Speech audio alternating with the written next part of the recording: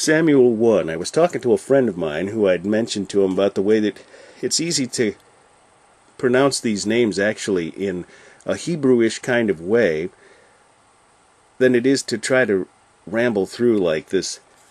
I don't know, I don't even know how you'd say this in English. Ramathaim zophim.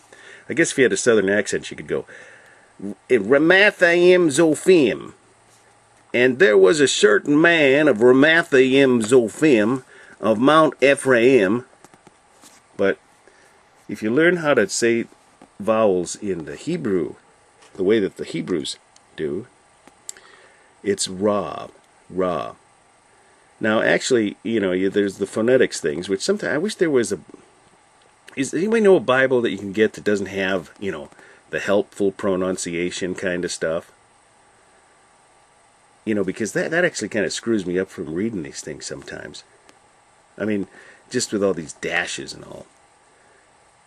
I think I could actually see it better as a one word. So does anybody know that? I'd be sure appreciative if you post that in the comment section.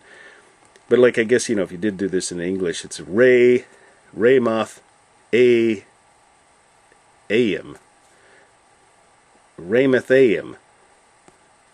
zophim, because it's got the little accent marks.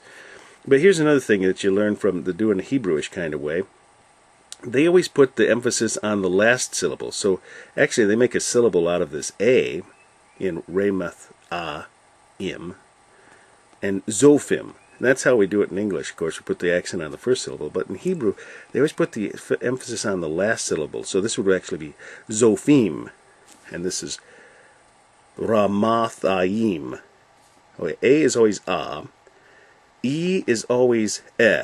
So instead of Ephraim, as we say, it's Ephraim. E. A is A. E is E. A-E-I. I is E.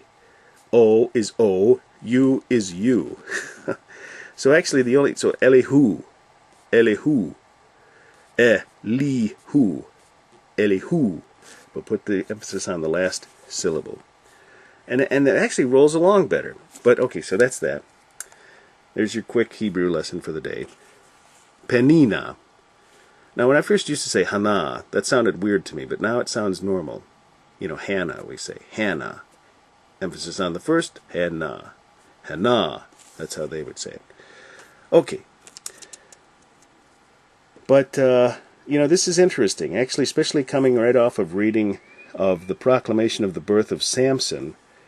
And then it kind of makes sense, actually, why Hannah makes a decree that she would not let any razor come upon his head. So you think, okay, where'd she get that from? I mean, I know there's a vow of a Nazarite. I mean, is that what she was doing? But I don't quite get the whole vow of the Nazarite. Now, I know that that's what Samson had told, that by... Okay, Samson was a Nazarite. That's what the angel said to do. That's what it talks about back in the law. Either Exodus, Leviticus, or one of those books about... But, anyway, where'd she get this from? I will let no razor come upon his head. But then it's interesting because she says, all the days, she will give him unto the Lord. I wish I remembered where exactly it was. But then, before he's born, she says, you know what, I don't want to go to church. It's kind of like what I guess I'd said. No, I'm going to wait till the child's been weaned.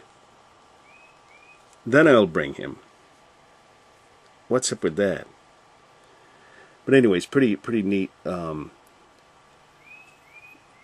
story leading up to the birth of Samuel. So we'll continue on now. Back to Judges 10.